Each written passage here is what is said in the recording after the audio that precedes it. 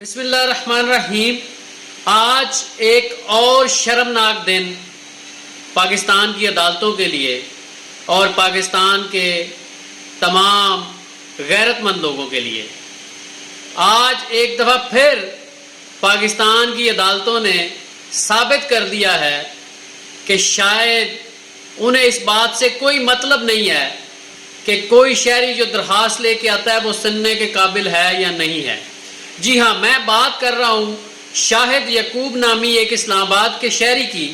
جس نے آج اسلام آباد ہائی کورٹ میں جناب جسٹس ارباب محمد طاہر کی عدالت میں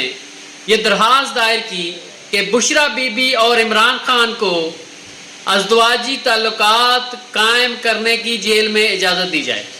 اب قانونی طور پہ اس میں کیا عنصر ہیں جو لازمی ہونے چاہیے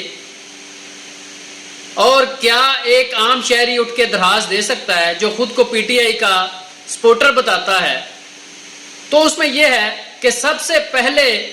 تو یہ بنیادی حقوق کی خلاف ورزی ہو، پھر اس میں دی جا سکتی ہے درخواست، یا پھر متاثرہ فریق اس میں درخواست دے سکتا ہے،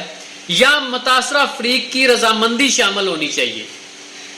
اب اس میں بنیادی حقوق کی خلاف ورزی تو شامل ہے، لیکن نہ متاثرہ فریق کی رضامندی شامل ہے، نہ ہی متاثرہ فریق نے کسی کو نومینیٹ کیا ہے،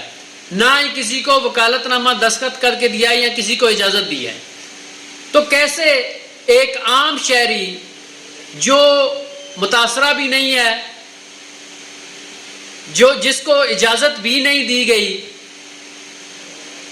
جس کی طرف سے کوئی وکالت نامہ بھی سائن نہیں کروایا گیا، اور دوسری بات جس کو پاکستان تحریک انصاف کی جو موجودہ قیادت ہے وہ کنڈیمڈ کر رہی ہے، اس پہ احتجاج کر رہی ہے، وہ درخواست آج عدالت میں سنی گئی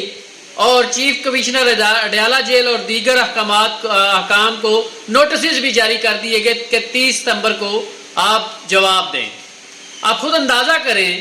کہ ایک ایسی درخواست جو سننے کے لائق ہی نہیں ہے، بے شک وہ آرٹیکل 199 جو کنسٹیٹیوشن کا ہے وہ اس کی اجازت دیتا ہے، لیکن عدالت جو ہے وہ اس پہ فیصلہ کرتی ہے کہ کیا یہ درخواست سننے کے قابل ہے یا نہیں ہے۔ ابھی کل ہی 5 معزز جج صاحبان نے ایک درخواست دی جس کو اعتراض لگا کے واپس کر دیا گیا، لیکن آج ایک نامعلوم شہری، جس طرح ٹیرن وائٹ کیس کا ایک نامعلوم بندہ تھا جس نے درخواست دی اور اس کو سن لیا گیا، آج پھر اسی طرح ایک نامعلوم شخص کے کہنے پہ، جس کے وکیل نے میڈیا تک بات کرنے سے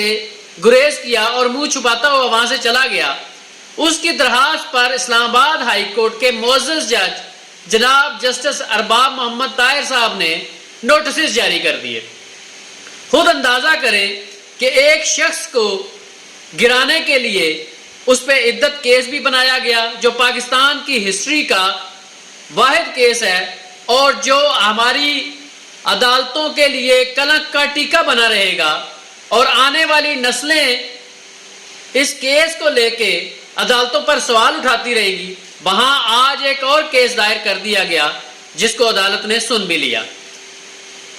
حالانکہ اس طرح کے کیس کو عدالت کو چاہیے تھا اٹھا کے باہر پھینک دیتی۔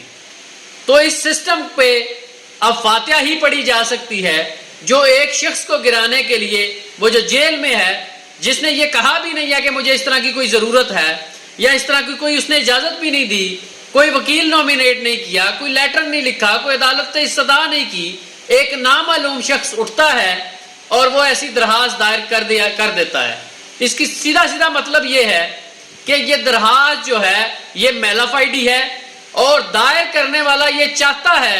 کہ عمران خان صاحب کی یا اس قیدی کی یا ان دونوں قیدیوں کی مزید تذلیل ہو۔ لیکن یہ ہماری عدالتوں کو سوچنا چاہیے کہ کیا ایسی درخواست جو ہے وہ سنی جا سکتی ہے، اور ہماری وکلا کمیونٹی جو ہے اسے بھی اس پہ بولنا چاہیے کہ کیا ایسی درخواست سنی جا سکتی ہے یا دائر کی جا سکتی ہے۔ تو اس پہ رہنمائی جو ہے زیادہ جو ہمارے